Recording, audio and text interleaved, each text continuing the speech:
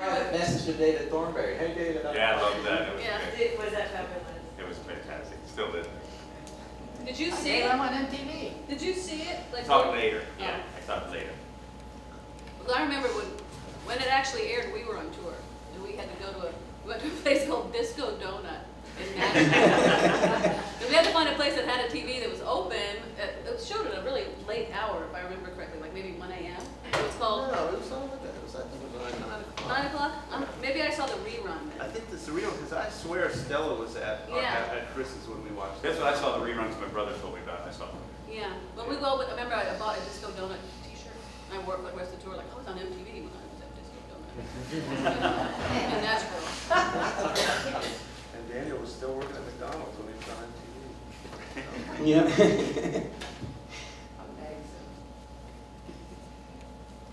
Anybody else? Matt, do you have a favorite song from her? As far as like out of the songs we play that I play in the show. Yeah, I guess, I mean, I know that I saw you last night playing a couple extras too.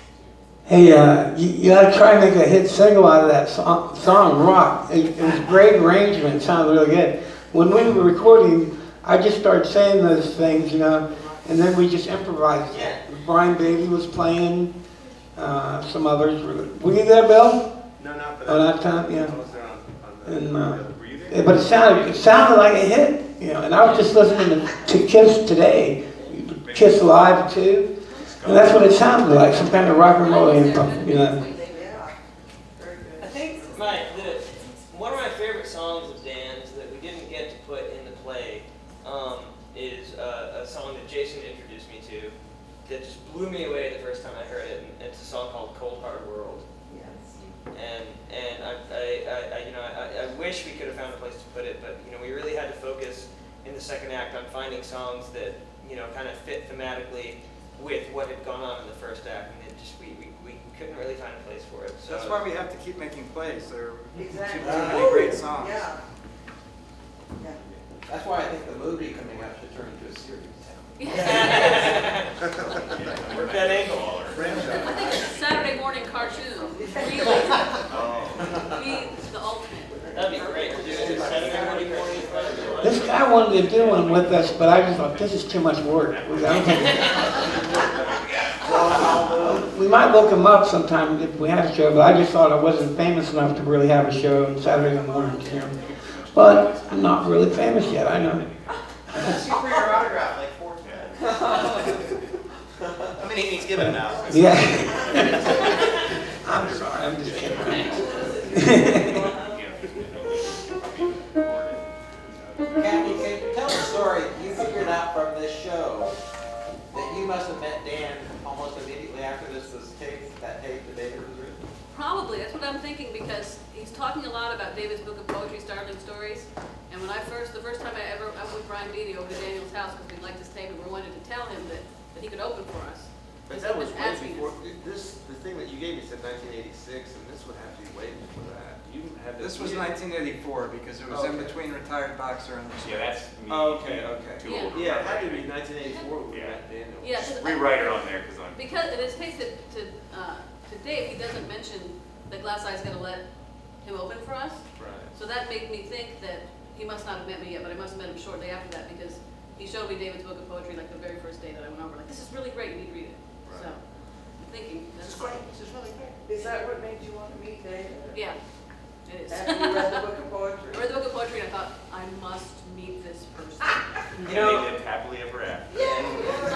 you know, I really am reading your actual poems. No kidding. Yeah, it's not just a cover. Like our prop person got a hold of Startling Stories and Well, he copied gave it them. to me. I gave you that. Oh, okay, Yeah. right, okay, sure. And she went and photocopied everything. That's cool. That's And really that- cool. I actually went up in the intermission and looked. I said, "Is that a copy?" And I thought it It should was be an for old sale in the original. bookstore. Yeah, We're on your website. Do you like Yeah. it? Well, if anybody wants a copy, go to my website. You can You get it. understand how you read it, you just be like, Is- this Yes. person. Yes. Really Is good. Gary taking the from the book? Yeah, it's Yes. word for word. Yeah. yeah. I like The- the whole the- melody. It's cool. Yeah, well, I mean, the melodies is more intact, more or less intact from how Dan recorded them on Yours is a tape. little more flowery. Yeah, More exactly. matter of fact. Yeah, exactly. That just kind of evolved over time as we transcribed it, because on the actual tape it's on guitar. You know, and It's cleaner somehow. yeah. I mean, and it just made sense to kind of pretty it up a little bit for that part of the play. You know? Yeah, sure. And my own little arrangement just kind of grew as we've rehearsed it over and over and over again until we got to this point that Jason was like, "That's a good one," and so that's the one that's pretty much stuck ever since. Yeah, it's really nice. Thanks.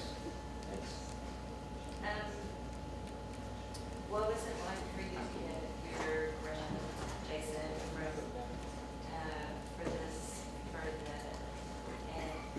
what was it like to get the grant, and how did you approach it, and what's next for this project?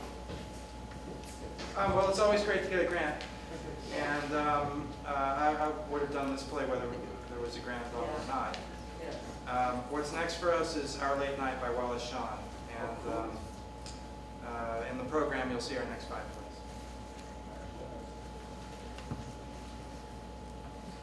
Wally Shawn was the funniest play I ever saw. Which one? The one with all the sex and nudity and crazy. What's that called? Oh, I thought the Free Party. Yeah, God, it was hilarious. We saw it performed in Austin. Yeah, I saw that too. Unbelievable. It was great. Yes. Sorry to be a fun, stupid question, but do you know if the movie is like an indie film or if it's being like produced by somebody big? That's a good question. Yeah, It's a combination. We had 7 tremendous authors, and we went with a little bit of an outsider group, an independent group, because we thought that they were more earnest fans of Dan, ardent enthusiasts about Dan stuff, and I'm now fully convinced, and other people have told me out of the Hollywood scene, that boy, we made a good decision, and that these people are going to make this something that will be a film that will be for decades enjoyed by a lot of people. Gabriel says he has the money too. Last time I talked to him. That money's not a problem at this point, yeah. When's it We coming thought we out? were going to do fundraising and stuff, but we got some big players involved. Yeah, he's got. He's still writing it, so who knows? The last we spoke, and he could be full of whatever, but he told me that Natalie Portman's playing Kathy, and he didn't know who the hell was playing me, and but wow, it could happen.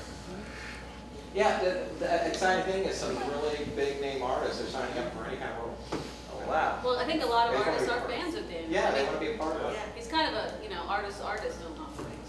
I mean, most serious artists have a great deal of respect for everything he Well, does. that's part of what will maybe make this an exciting film. Yeah. I think Pitt is perfect for me. Yeah, John, yeah, Pitt would be good. I have a basic question. How long did it take you to transcribe? Since I was saying that you had the whole, everything written out, the knows, plus from when you played it, I mean, it's, some parts are even hard to hear. I mean, Yeah. it's been there for years. For about a week straight to transcribe it, all day. Sleeping or not? It was an easier week than the week that I started work on the Speeding Motorcycle, because I had already been a big fan of Daniel's, but I didn't have all of his music. And so I got all of it, and I listened to all 900 or whatever songs all day and night for a week to try and just get familiar with them and choose the ones that I was really into. And I don't know if anybody here has ever listened to nothing but Daniel Johnston 24 hours a day for a week. I don't recommend it. It'll do a number on you.